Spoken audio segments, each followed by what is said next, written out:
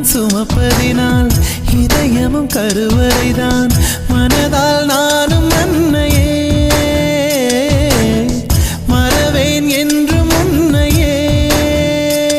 நான் பாலைவனத்தில் விதை போல் நீ பருவம் தந்த மழை போல் என் காதல் செடியில் பூவும் பூத்ததே உன் விழி திறந்திருந்தால் விடியலி தேவையில்லை உன்னை நான் துறந்திருந்தால் உயிரது சொந்தமில்லை இத்தனையும் இனி கிடைக்குமா